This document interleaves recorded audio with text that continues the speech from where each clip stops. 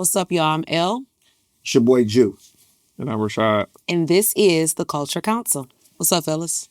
What up now? What the business is? So, I want to give a special shout out to Knock Twice Speakeasy in West Bloomfield, Michigan. It is a black-owned speakeasy. Shout out to the couple that owns it, India and Nacho. You know, Good Nacho people. been around for a long time.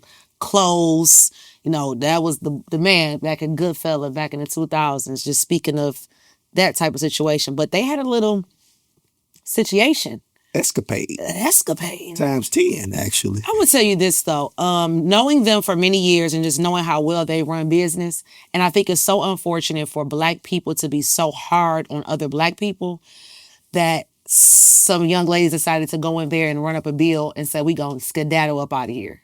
So that was the scenario. That's what happened. So they went in there, ran up a bill, didn't pay the bill. Apparently trying to make it seem like they had a long wait. It is a quaint establishment. Mhm. Oftentimes it gets busy because it is popping, right? Right. You might be waiting, but it's great live entertainment. I think that if you go to Ruth Chris and you wait, it wouldn't be a problem. If you go to Alexander's away, it isn't a problem. But the minute you go to a black establishment and wait, it's an issue. And then for you to go to your waitress and distract her while your two friends literally run to the car. So It's a video. So it's a huddle. They huddled on this. They discussed this, apparently. So they huddled. I seen a little bit of it. I just didn't know the backstory of it. Did you see it? I seen them running, cheesing like a motherfucker to the car. They knew exactly what they was doing. Hop, skip, and go? What? And So- then they decided to come back the next day in India with real, See, I don't think Zone A wife on them. I don't think they expected her to respond. No, like they that. did not. I did though. You knew the Indians I gonna do big that. Indo. Happy birthday, India. Now, listen, let me tell you.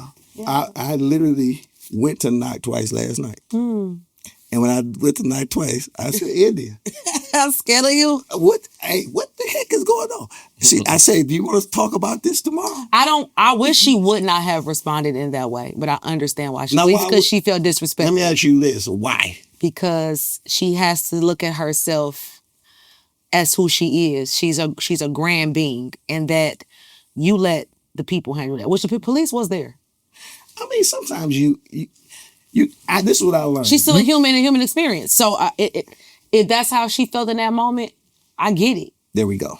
I get it. They don't say you can't choose on how somebody responds Absolutely. to anything. Absolutely. You know what I'm Especially saying? playing with my money and my business. How much was the bill? I don't give a fuck with $50. Right. You wrong. I get it. Because you're not going to do that nowhere else. We only do that to each other. And that's what I hate about black people. I don't know. I didn't die in the dash start some white people shit. White people, though. Don't do it to our own folk. I've never dined and dash. Oh, my God. I done did that shit a couple I times. think we all did it I before. also never skipped school, so I'm we the all, one. we all did it before. Now, I ain't going to act like I ain't never did it. I've never done that. You ain't never did it? No, I just told you I never skipped school, though, either. Like, I wasn't that person. You got to do it with a Morally chick, though. correct. Huh? You gonna do the date type shit? That's It's hype probably as so hell. spontaneous and fun. On a date? How do you do it on a date? My hair too bright. They gonna know who I am off bail. All the I'm time, gonna get type banned shit. very quick. Oh, yeah. Oh. They'll I never made know that who shit on you are. Miami Beach. I'm gonna end up on Shade Room. Like- Everything makes it to the internet Oh, that shit today. dry. Especially right now. We Ocean going Drive, to the Ocean shade room. Views. Nigga seen that motherfucker South Beach text like, hey, we up out of here. You walk out first. I come out after. So I actually like the spot. So love let's the give spot. a I love shout the out spot. to Knock Absolutely. Twice. But hold There up. was good food. Let me good give away pasta, some, but they Dine and had it on the Dash. toilet a lot. You gotta Look, go to let me that give story. let me give it some Dine and Dash sauce. You leave the tip under the bill, then you get the fuck on. So the tip gotta be under what the bill is, of course. Yeah, you leave. But you don't understand, as a server, like we have to. I've serviced and waitress, I know, bartending. that We shit have to wrong. pay for that. That's fucked up. The whole It bill? is. Yes. It's actually illegal, but a lot of company owners, business owners make the waitress or bartenders pay So for that. how do you 'Cause make it's the somebody point pay a of- bill? It's the point of the company has insurances. So why are you making me pay for that? That's but, what I'm saying. But they do. But they do. I've seen girls pay $700 on a tab before. Oh, And the that's girl said, crazy. I ain't paying it when you got fired. you can't make me pay. What you want me to do, Stone Garma? I'm telling you what it is. But they came in here and made up their mind that they gonna eat and get up out of here. Yep. What you Imagine want me being, to do? imagine being in the club and the nigga drunk. And I had a nigga one time owe me $2,200. I got the call in the whole city. I need Man. money. $2,200. I told him at Sloppy Crab, I'm not paying it. You're not getting your money tonight. You won't be getting my tips, okay? The nigga figured out. I'm not doing it, okay? All right, now let's get on you. So Rashad right now is getting cursed out very badly. Shout out to Randy Rosario for coming at them. We gotta get Randy on the show. Anyway. All right, let me listen. Because they're trying to add some things to actual Belle Isle. Yeah, and make it apartments or whatever the case. He agrees that it should be gentrified Belle Isle. In what context? Let him explain. Well, I seen the little concept. They said they was gonna add apartments, restaurants. What else they say? This is on you, baby. Apartments, restaurants, all that. Like life over there. Yeah. I feel like I like that idea. Mm-hmm. That's my opinion. You gotta make this like Staten Island or something. Like, I don't know. That's my opinion. I have seen the Belle Isle Zoo be abandoned and deteriorate for 22 years on that motherfucker. He feels so smart right now. You feel me? I done seen the Belle Isle Beach close once or twice a year because of E. coli. Mm-hmm. You know what I'm saying? I didn't seen it. I know I could never get in Belle Isle water. Where is gentrification? Where are you going with that? I'm just saying, people mad at me because I agree with them. Bringing life to the, and it's already life there. Oh, they it's said its own entity. You got a problem that you agree with that? Yes. Look, I put it on Threads and he then blew up. Shout out to Detroit Got Talent, the dog that I get on that bitch, started sweating. I'm like, what the fuck? My notifications going crazy. I'm thinking my shit got hacked because my page done got hacked before, and it was that, and niggas under there killing me. You know, I don't think it's a problem. I agree with you. This is the thing, though, and we have to understand we can't argue about over opinions. Right. A lot of things that happen on the internet is that you think that your statement is a fact. Yeah. It's simply my statement and my opinion. You don't have to agree with that. This doesn't have to be an argument. It has to be a tussle. They really mad because I said we got the most underdeveloped waterfront in America. But we don't. Well, Kwame. Shout out to Kwame. Let's put him on the map. He definitely positioned us to be the best or be better than what we are now. Everything that's happening right now, Kwame had the vision for. Completely. Okay, let me say this. Well, we was at Society one time. Shout out to Bravo, no slight to Society. But that whole little strip with like all them old ass warehouses and factories, how is that? Is that not underdeveloped or what? I mean, all that stuff. It's there's no way. My man's from Texas came up here, parked his car on the corner right there of Franklin and whatever that side street is. Mount Elliott. We came out, that bitch was gone. Duh. That's because of the blight and the bullshit around there. True. Most modern cities or most cities that have that type of waterfront definitely have something to show for it. It'd be platinum. So I think we're getting there though. I'm just saying.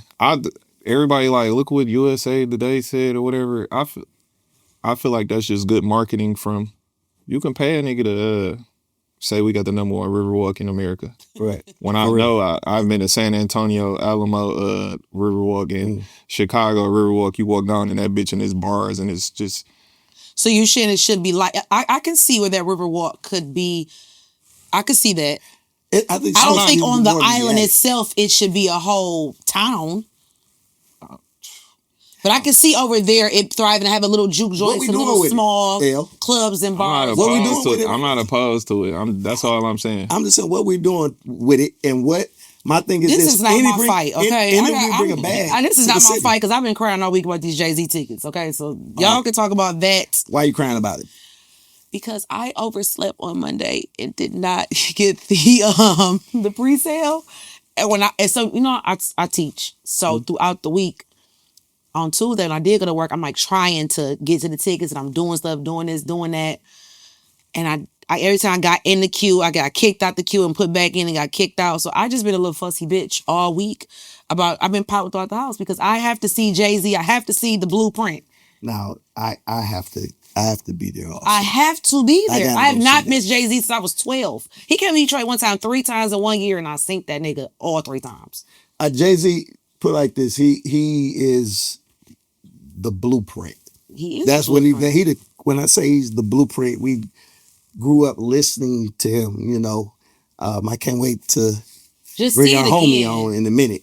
But we grew up to this. This was our flow. This was our consistency. This was something that gave us a vibration on a consistent basis. Jay-Z reminded me so much of my dad. You know, my dad got killed when I was 12, but he was a street nigga. He was light-skinned, big lips, low cut. He had the little Timmy though, not the Caesar, but he wore the throwback jersey. He drove the 600 Benz. I remember being in his car listening to Excuse Me Miss. So Jay-Z for me is so nostalgic.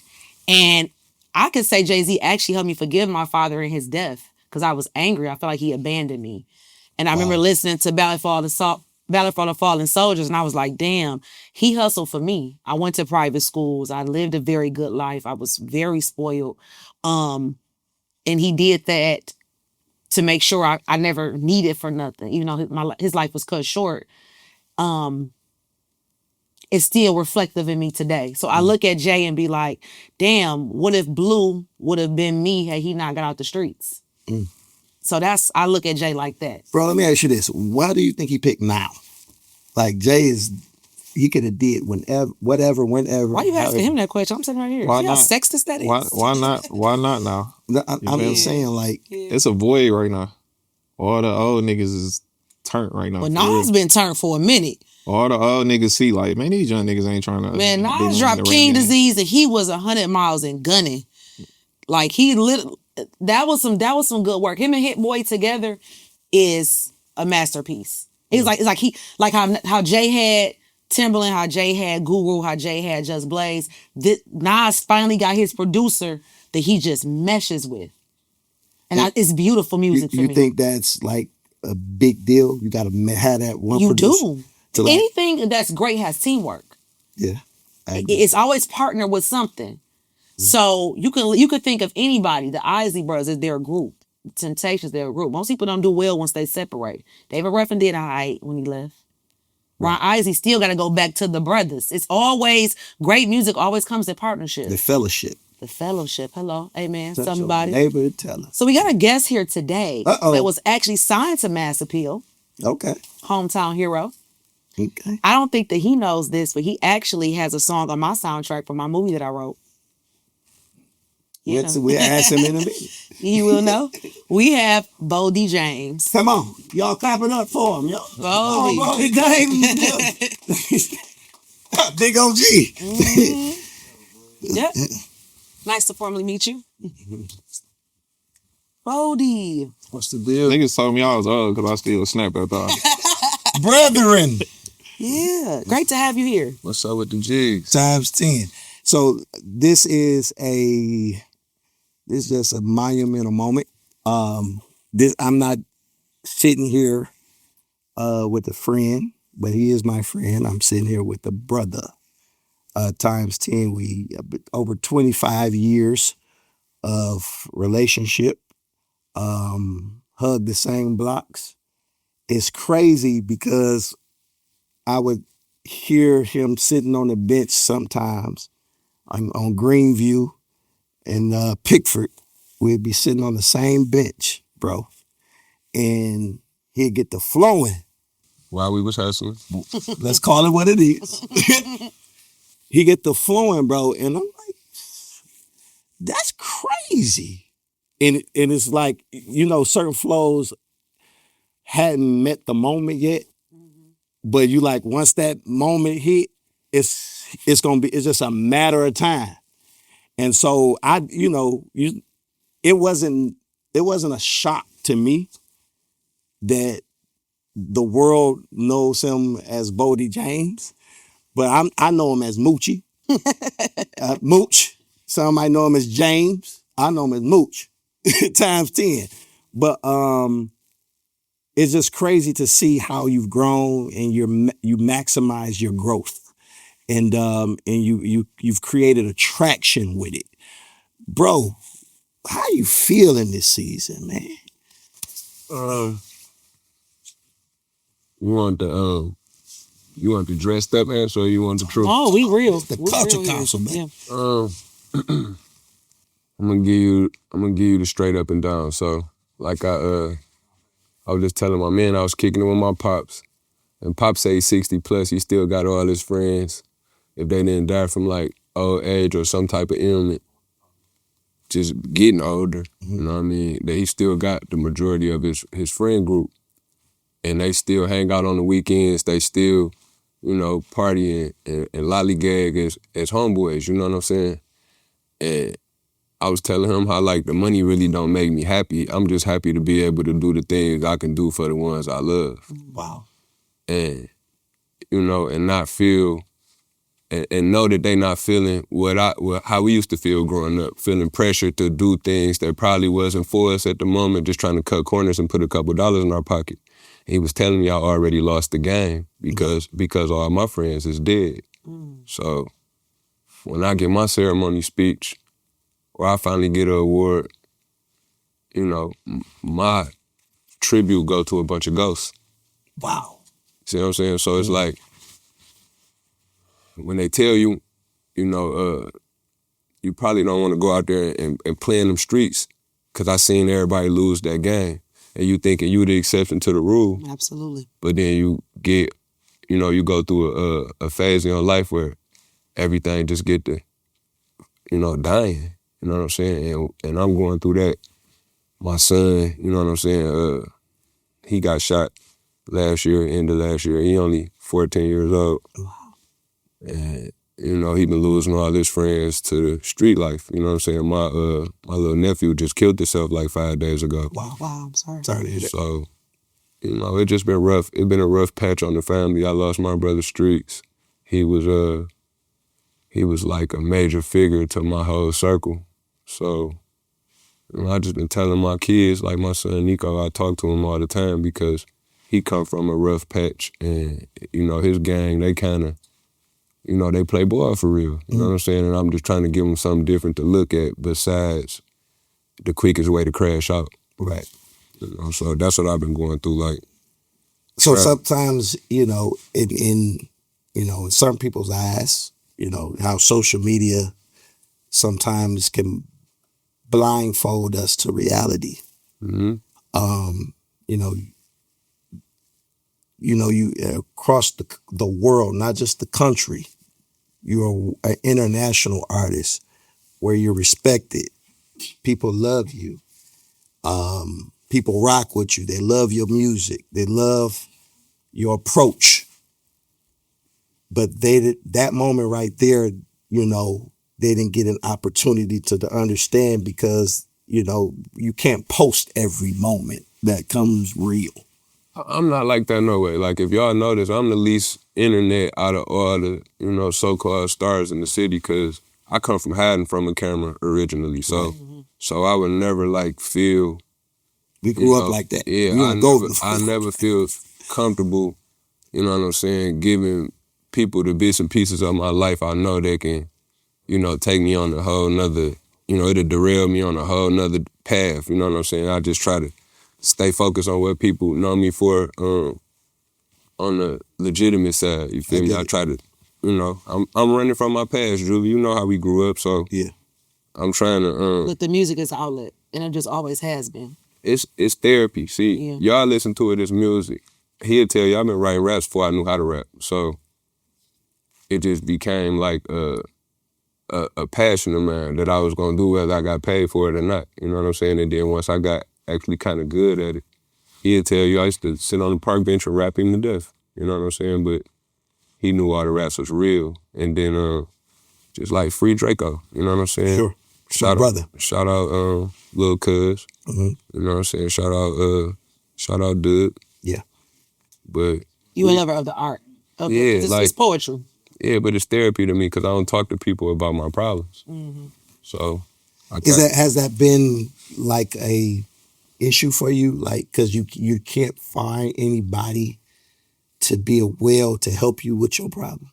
No, see, I just grew up a little different. Like, my pops was a cop, and me and my mom had a nervous breakdown when I was little.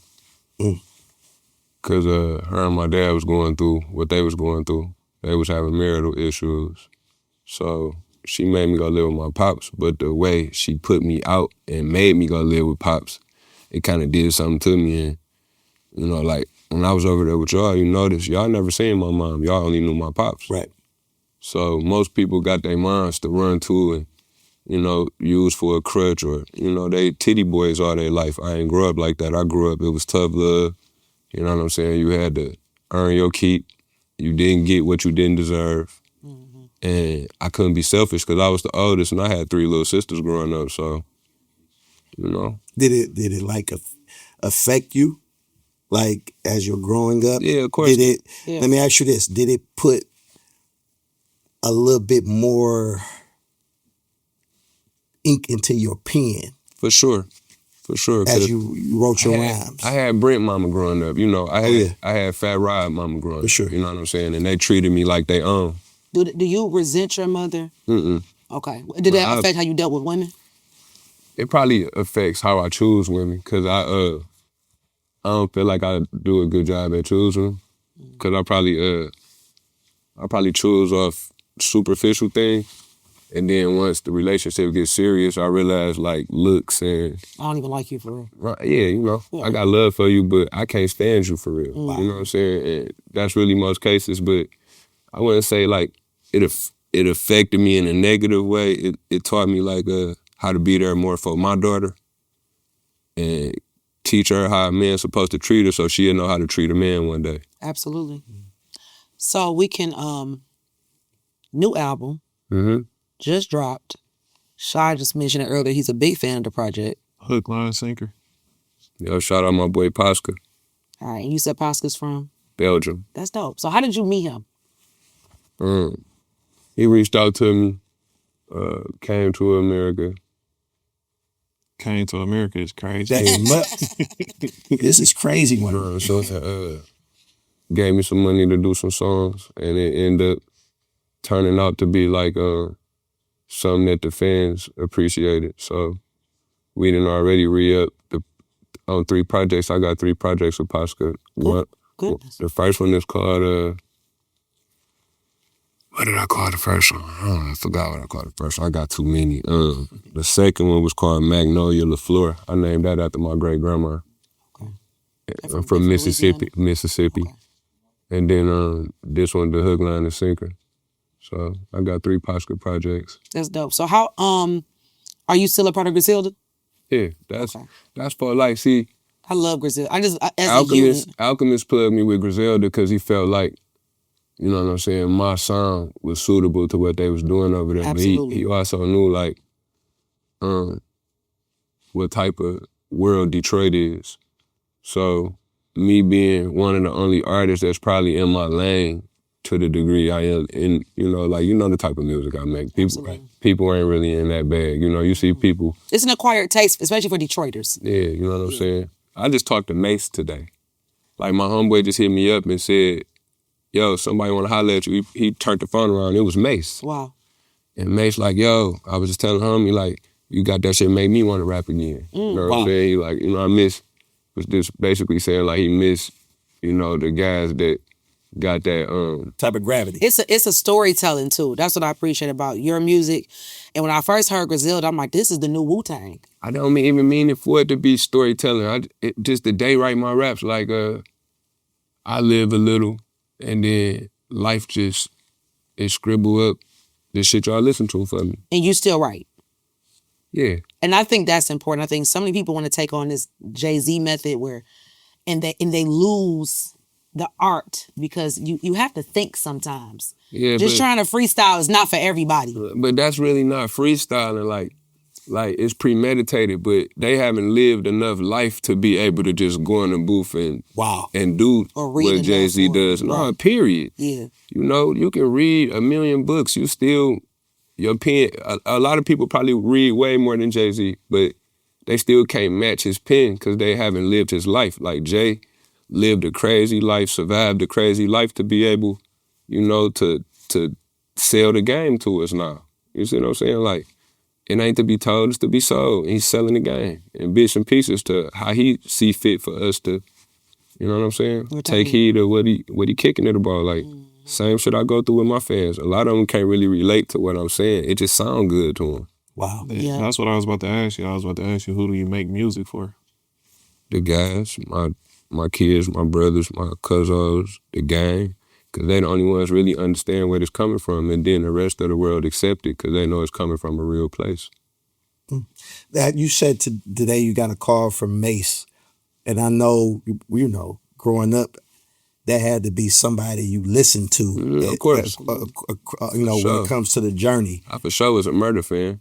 So how did you take that? How did you like receive that? You gotta remember, like, I'm a humble guy. You know that, Drew. Like, I was the coldest in the neighborhood on the basketball court. Yeah, for sure. And every time, You got some game. every time I won the You got game, game. every time I won the game, and we I picked, got game. yeah, got game. But Play with me if you want to. nah, for real.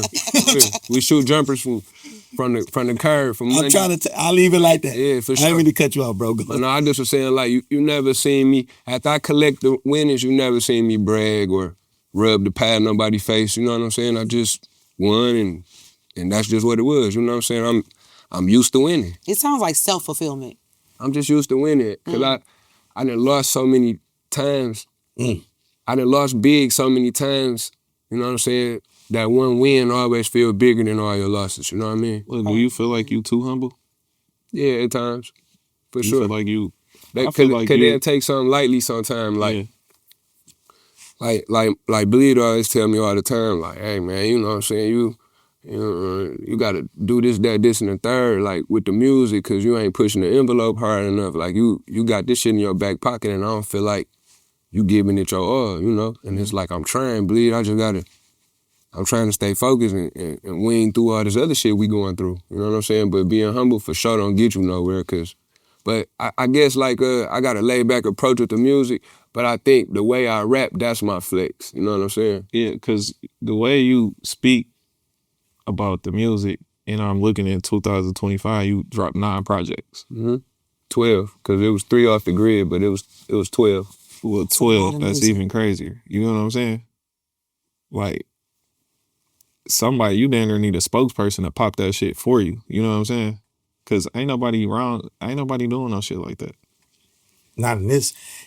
Like, you damn near Yeah. in yo 2025 catalog. Alone. You get what I'm saying? Yo 2025 catalog longer than niggas shit that's for 10 years. You know what I'm saying? And it's quality shit from I appreciate that. the lyrics, But that's what I'm telling you. production, I don't fucking mean for artwork. it to. You know what I'm saying? I'm not. That's not my intention. My intention just to carry the workload out and just be the best version of me within that time frame and that space of creating the music. That's all. And Lex, 3 projects already this year. It's only March. Yeah, it's That's only crazy. March. Let me ask you this: do you think your humility is affecting your pen? It don't affect my pen. It might affect the perception of how people, you know what I'm saying, you know, how they perceive me. It might affect that. Like they might think like Boldy laid back, so they might mistake it for nice or too kind or sometimes even soft. You know, but Nah, yeah, I get what I you feel like this that's ain't the tree you want to bark up. This bitch will fall on you. But I feel like that's a lot. Like majority of Detroit niggas is. I feel like that's our demeanor. It's nonchalant. I say like about 65%. I can see that. Nah, there's a lot of fake cocky niggas around here for no reason. I mean, we That's got very that. true, We got too. that too, though. But But I get what you're niggas who saying, too. really, Really real. That's because they ain't never been humbled before. yeah. That's See, a fact. I've been humbled a million times. I've always been humble, but I've been humbled. For sure. So, and then, you know, I believe, so I practice humility every day. That's amazing. What does humble look like? Being humble. What do you mean? Life. Life, death, jail, losses. You know what I'm saying? And taking losses with accountability. pain, Think you an exception Grief. to the rule, like you said earlier? injuries. Yeah.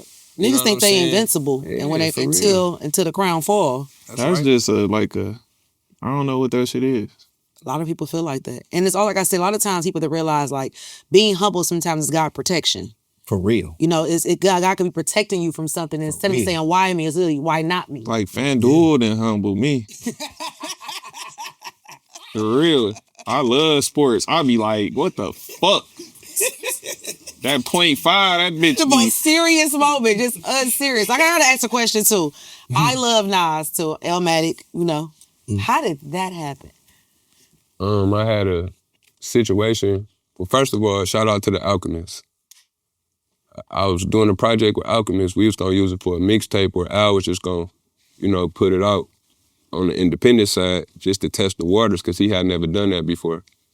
So my bro Cedric Louis, he heard the project and said, yo, you already got a situation, a label trying to reach out to you. What if I try to push this project over there?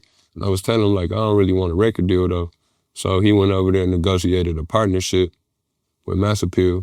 So, well, it wasn't Mass Appeal yet, it was still Decon. Then they converted Decon into Mass Appeal Records. Nas was a silent investor in the new label venture at the time. So when Peter Bittenbender and Nas, it was a renegotiation out of the Decon situation into the Mass Appeal situation. Nas was the face of Mass Appeal.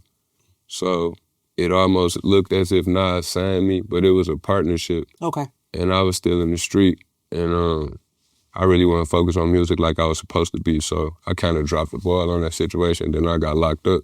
Mm-hmm. And I talked to Peter, and he was telling me pretty much to just forget about our venture, and I was free to, do whatever I wanted to do. But and Alchemist still believed in you and said, I got something else for you. Yeah, but Alchemist know the truth, though. See, Alchemist had music in his computer that nobody had ever heard. So, and then, me and Alchemist, we got a brotherhood before the music. Like, he'll tell y'all, like, outside of the music, I'm his brother just because I'm a great person. It don't have nothing to do with my level of talent. It's just, he deemed me to be solid. So he rocked with me, to the degree that we rock together. And, it's for life. Like, just so happened we made great music together, but that's my brother first and foremost.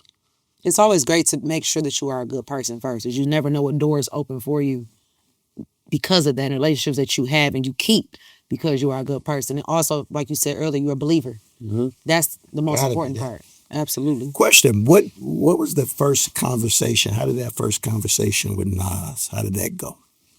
First time I ever talked to Nas, I really didn't have a lot to say. I just sat back and just was kind of like soaking the game up. Like, I really, like, what can I tell Nas? You know what I mean? Right.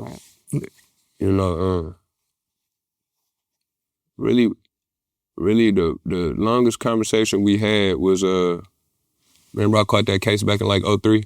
Yeah. Judge Strong tried to lock me up. He tried to give me it was like I ain't gonna speak on the trial matter, but it was a high profile case, and I beat the case. So when I was down at Shane Park at a Nas and Erykah Badu concert, I was opening up for them that time. And when we was backstage at Shane Park, I was kicking it with Nas and Erykah. I seen Judge Strong back there, and I with kicked a loud him. ass suit on. Yeah, yeah, he do got he the hip hop suit, man. Yes. You know that. Tangerine like Julie. You know it's gonna be light. So when I see him, I say, how you doing, sir? You remember me? He say, face look familiar, put a name to it always. I might forget a face, never forget a name. So I tell him my real name. He remembered the situation. I spoke on this on another interview. And my mom was there. So I'm telling my mama, like that's the judge, man. She like, damn, that sure is, you feel me? So Nas hear me talking to the judge about the trial matter or whatnot. And he just looked at me like, damn. Like, I think I did it again, because, all the artists that Nas signed, they end up, like, going to jail or, you know what I'm saying? It seems to be like he make bad investments in artists a lot of times. Mm-hmm. But he's such great of an artist, he pull a lot of weight on his own, you know what I'm saying? So he probably be trying to just spread the rock around and look out for the guys, but people can't, you know what I'm saying, carry out or fulfill those obligations that he's signing them for. So, you know what I'm saying, our situation was a little different, but in the same breath, it's like, I don't know, really, we really didn't kick it a lot about like nothing personal or whatnot, not even business, we just kicked it, and he just a cool, laid back type of guy. I smoked with him once, you know what I'm saying, when we was doing the record with the song with Mac Miller, Long Live Bro. But it was different, like Nas, I guess like I said, I really didn't have a lot of conversation for him. I was just soaking the game up at the time. But when I met Jay-Z, he introduced himself to me by letting me know he knew who I was. Wow. He has a way of making people feel very important. Ho be having his ear to the fucking He do, street. to the streets for sure. He like, the first thing he said to me was, Mr. Boldy James. Damn. That's crazy. You have an incredible pen. Like, you know, and I'm looking at my man Chase like, dog, is this hoe telling me everything I think of him? You know what I'm saying? Like, it was crazy. That's dope.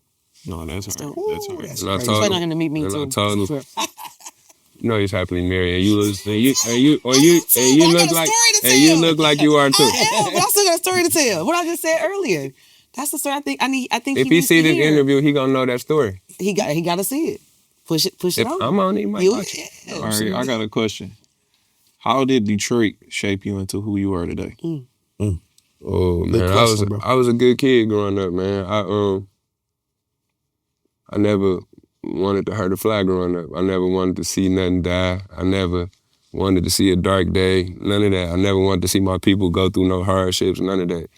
Detroit, such a hard up city that, you know, it made my skin a lot tougher than I ever thought it had to be. You feel me? And stuff I done had to endure just being a Detroiter, it kind of then warped my brain into my brain almost being wrecked. Like, I'm like a half of something going wrong for me really losing my mind for real. I'm just like hanging in there for real. But that's what Detroit will do to you. I get to drive you batty. You feel me? So do you think is anything in Detroit that might have hindered you in your process? You and them niggas in that neighborhood. Oh my goodness. Look, I got another one. Fuck my life up. good discussion. I'll never be the same after that shit. Look, I got another one. Damn. How did moving around outside of Detroit shape you into who you are today as well? It made me appreciate home a little more, but it also let me know it's a world out here outside of Detroit, because you would get stuck in this box and think this all life got to offer. That's a lot. And then you would get outside the box and realize it's really a box of chocolates. You know what I'm saying? And we might be lowering, our standards are low too sometimes. Nah, because a lot of people want to get away from Detroit, right? It's still home, bro. And you know home better than you don't know that.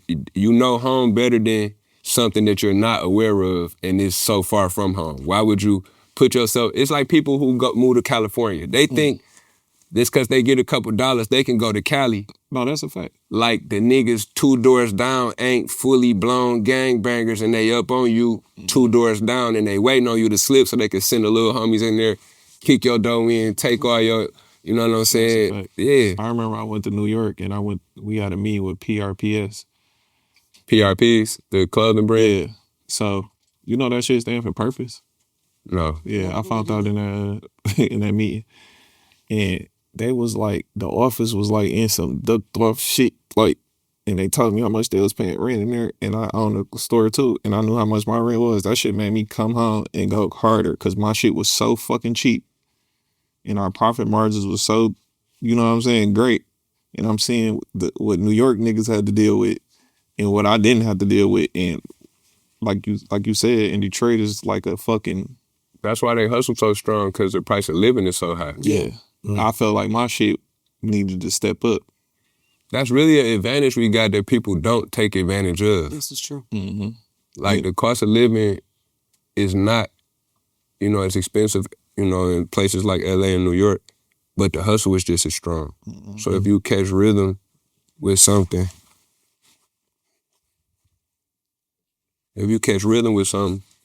then, you know, you pretty much making money hand over fist because, you know, your overhead ain't too crazy. Right.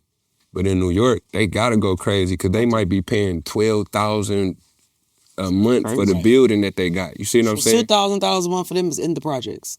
Yeah, no, For 2,000 sure. 2,000 Might to be- them is a closet. Yeah. Little as sure. hell. Yeah. All in one. For sure. Like, for sure. All right. You got something? Go ahead. No, so something I bumped into, and I didn't know this, and I don't know why I'm just finding this out based upon our relationship. You related to Snoop Dogg? Yeah, my mama is a Brothers. My granddaddy named Clarence Brothers. He always told me that. Like, my family always let me know that I had family out west. You feel me? And then, you know, you can look at the nigga and see the shit. Like, Yeah. Have y'all ever connected? Sure. We kicked it maybe like through a text or some shit, or a tweet or a gram or some shit, but I'm for sure I'm on his radar. I ain't never met him personally, though, no. Well, that's crazy work. It just, when I look now, observe certain things, it makes sense now. You know what I'm saying? And then you could be, it could just literally be in your DNA to be, who you're supposed to be and be the type of texture person you're supposed to be. I always had a pretty bitch in the jump shot, so fame, no, I'm serious, so fame ain't no big deal. It's like, I've been, you know what I'm saying, having the crowd going crazy, you know what I'm saying, when my fadeaway jump shot, you feel me, crossover spin move, the main one I used to put down on you, okay. What high school you went to? The Ray Allen Iverson. Ray Allen Iverson. They gonna tell us both movies. What high school you went to? I dropped out of Cooley. Cooley, okay. Cooley had a dropout. Yeah, I went to Cooley. Cooley had. So I never even knew that part. So that you're successful. Being in 8th grade. The 8th grade is the last grade I completed. Really? Wow. Mm-hmm. What middle school? Emerson. Ralph Waldo. Ralph Waldo Emerson. Ralph Waldo. What made you say, I'm done with school? It's just not for me? Or was it during those times? I feel like you're not old enough for it to be like, those were the times. Yeah, but in those times, we were a lot more mature than these kids are now. They feel like they only got an advantage because of the internet. They just privy to seeing more.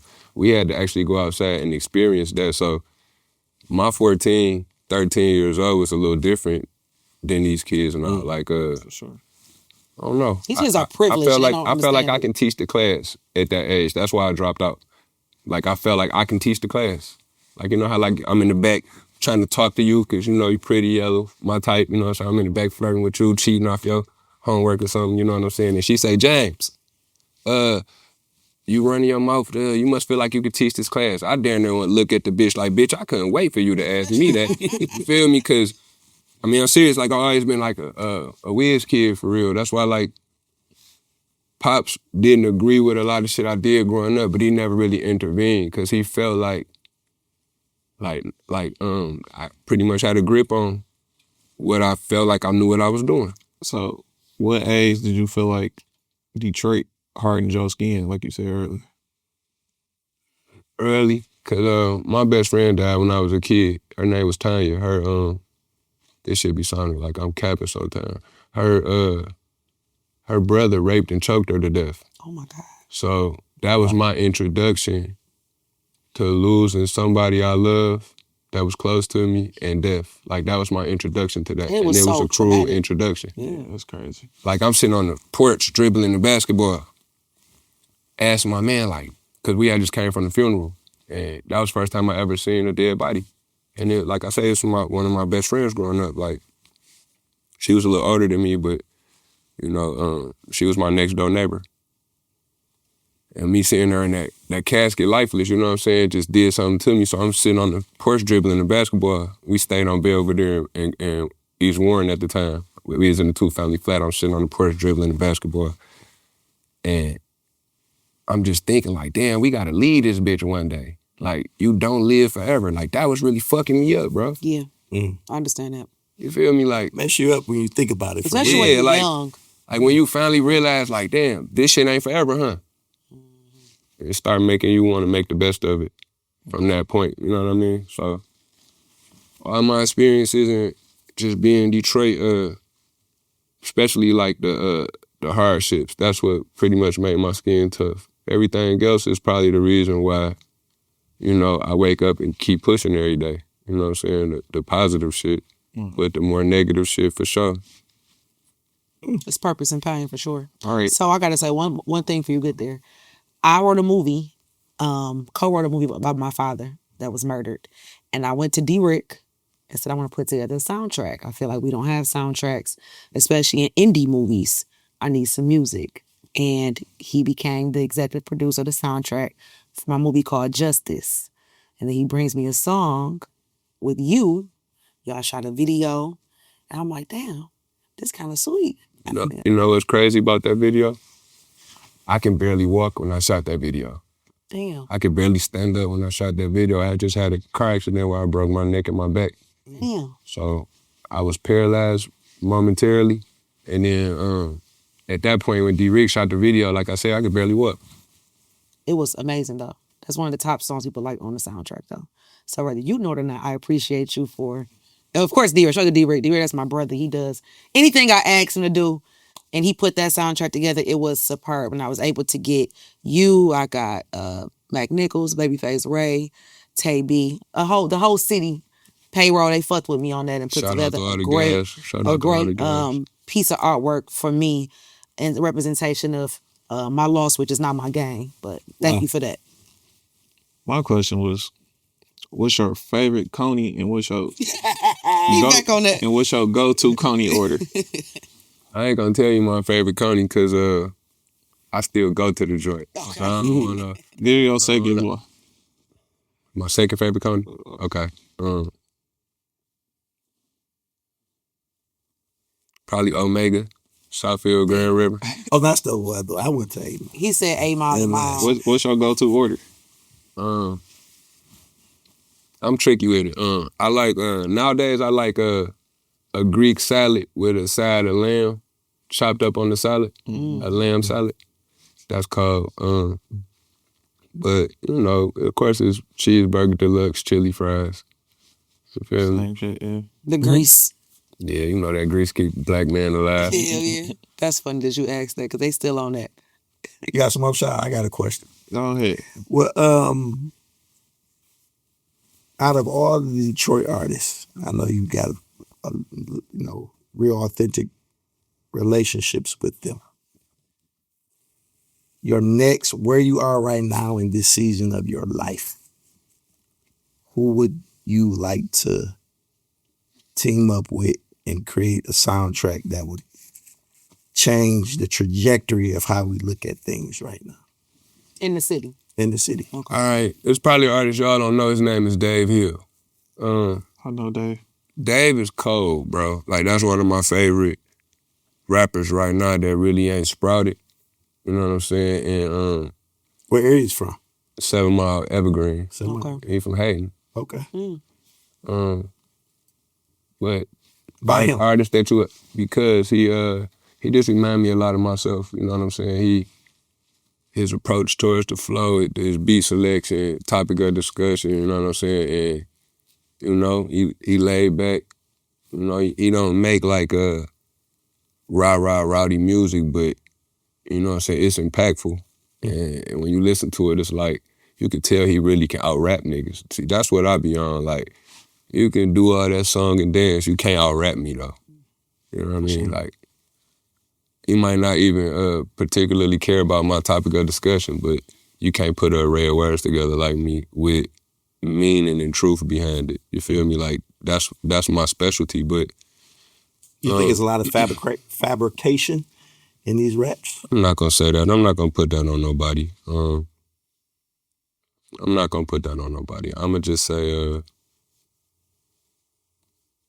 artists that you might know that I probably would want to work with and, you know what I'm saying, do a joint venture with, or be somebody like Baby Money. He my favorite right now. Yeah, I love Baby Money. He my favorite right now. And he seemed more like it just seemed like a lot more true to self than a lot of artists. Absolutely. You know, that it's a lot of artists that ain't, you know what I'm saying, hit the scene yet that I know of that I probably will work with before some of these dudes that, you know, people deem as mainstreamers. But What do you think is missing in hip hop? people just chase the club scene too much. Maybe if people made more music that translated to the majority of your day and not the fun part of it, you know, not the nightlife of it. People make the nightlife seem like it's the only, you know, the only part of The good time. Right. that's all that matters now. You know what I'm saying? And I'm more so like the other 20 hours of the day. You know, you Right. 4 in the club. What is it from? I ain't 12 to even 2. going 4 in the club. Me neither. 10 to 2. Yeah. It's 10 to 10 2 to 2 in though. the club. Yeah. I 11 work to 2. in nightlife, so yeah, I'm there all day. Yeah, the other 20 hours, that's the part I focus on when I make music, you know? Because I really don't even hang out a lot. Be in the street all day or at the crib with the family. What about an R&B artist? Who would you team up with an R&B artist on the track? Yeah, of course. I got, shout out to bro about 24 Hours. Y'all familiar with 24 Hours? Yeah. You are, ain't you? Mm-hmm. Yeah, I got records with him. They great records too. You know what I mean? Like I got radio hits with him for sure. And I can't say that about my own music, but he brought that to life for me. Just be waiting on the perfect time for shit, yeah. Yeah, like you say, you can't do nothing without teaming up with somebody that's, you know, that people deem is great. Yeah. So whoever brings the body, we appreciate you coming on and talking to us. I appreciate you. A message for the fans or for the people that you think they need to hear and know? For the YNs. For the YNs? Go get them. Yeah. Go get them. Man, not the YNs. I'm gonna just tell the YNs, y'all ain't gotta worry about me in y'all way. You know what I'm saying? I'm a geezer. I'm gonna stay out the way. Don't switch me down when y'all catch me in traffic. You know what I'm saying? Power to the people. Black Lives Matter. You know what I'm saying? I'm pushing for peace and equality in the neighborhoods. You feel me? You know, and I'm just trying to teach these young ladies and these young men, you know, y'all need to live a little so y'all can have families and enjoy the real perks, bonuses, and benefits of why you even pushing your envelope at all, and learn how to treat these women better so they'll know how to treat y'all better. Hopefully, you know what I'm saying, they grow up and want to be wives nowadays, because that ain't how they raised nowadays. You know what I'm saying? They raised to be single, you know, independent, hard-headed, combative thoughts. You feel me? It's the media, though, too. Yeah, I told my students, I said, I grew up being a survivor, independent woman. Y'all want to be city girls. It's completely different. You know, we have songs like Cater to You. Y'all talking about Take Me Through There. Wow. Mm-hmm. It's completely different era. So I fuck with that, though. He's a thought. You know, Sean is a different. I do too, but like a little bit, like not completely. You should have seen the kids doing the Grammy auditions at school. And I do theater and all the entertainment stuff. What's the dance? Do the dance. Get took through there. Get took through there. Go ahead. Do it. Class, like, you play too much. You fighting it. You over there fighting the urge. You fighting the urge. I'm like, you can't sing that for the Grammys. But yeah, you know, I'm still young out here. Nah, we do appreciate you coming on. You opened up a lot more than I expected. Yes. Pause. You got him. Pause. But yeah, this was a great interview. That's the first pause ever on this bitch. I talked to Max today, man. That's the first pause ever on it. That was crazy, though. Yeah, I appreciate it. And thank you for having us. Because I feel like I don't think he does this often. No, for sure. It felt like, and I had a relationship with him. I'm sorry about last week too, guys. No, you good. I literally overslept in the car, like I was high as hell. My brother, we had just, you know what I'm saying, we've been going through something here, my brother, so I've been waking up drinking damn near, you know what I'm saying? No, got too tipsy. tipsy. Looking fresh today. Thank you. Thank you. Well, if you would like to be a sponsor of The Culture Council, you can email us at theculturecouncil, det@gmail.com, or text 313-719-4999. Until next time, take care of yourselves and each other.